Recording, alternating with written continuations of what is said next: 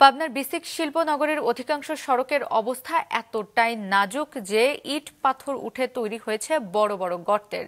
Drainage সংকটে অল্প বৃষ্টিতেই তলিয়ে যায় অধিকাংশ রাস্তা। কারখানা বর্জ্যে দূষিত হচ্ছে পরিবেশ। জেলা রিপোর্টার শহীদুল ইসলামকে সাথে নিয়ে উৎপল মির্জার রিপোর্ট। এটি পাবনার ঐতিহ্যবাহী বিসিক শিল্পনগরীর ২ নম্বর গেটের সড়ক। প্রথম দর্শনে মনে হবে এটা কোনো গ্রামীণ জনপদের খানাখন্দে ভরা মেঠো পথ।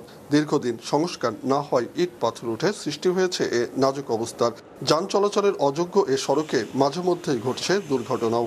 এই রাস্তার অবস্থা খুবই করুণ, খুবই খারাপ।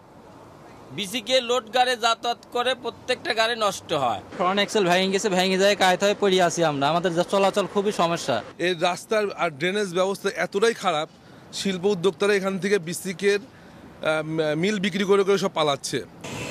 একই অবস্থা বিসিকের অধিকাংশ সড়কের। রাস্তাঘাটের এ দশার কারণে এ শিল্প এলাকায় প্রায় ৪ শতাধিক শিল্প প্রতিষ্ঠানের কাঁচামাল পরিবহন চরমভাবে ব্যাহত হচ্ছে।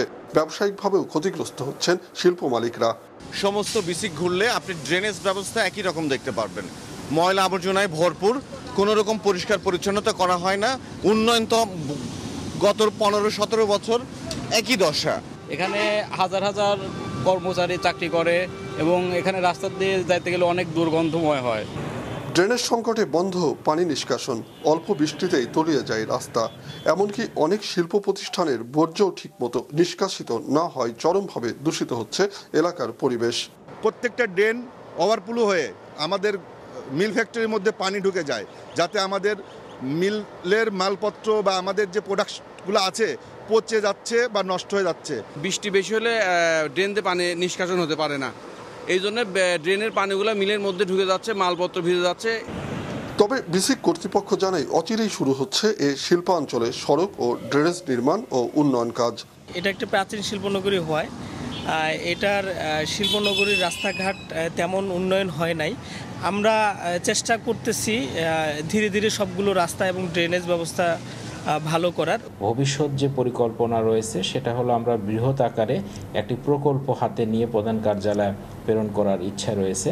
আমার মনে হয় যে আমরা যদি অবকাঠামো উন্নয়ন প্রকল্প হাতে নিতে পারি তাহলে আমাদের যে রাস্তার ড্রেনেজ সিস্টেম যেগুলো নষ্ট রয়েছে সেগুলো উন্নয়ন করা সম্ভব হবে। ১৯৬২ সালে প্রতিষ্ঠিত দেশের অন্যতম বৃহৎ শিল্পনগরীতে রয়েছে জীবন রক্ষাকারী ওষুধের কাঁচামাল, খাদ্য প্রস্তুতকারী কারখানা সহ অসংখ্য গুরুত্বপূর্ণ শিল্প প্রতিষ্ঠান।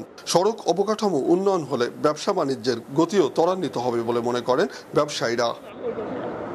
উৎপল মির্জা, মাছরাঙা সংবাদ, পাবনা।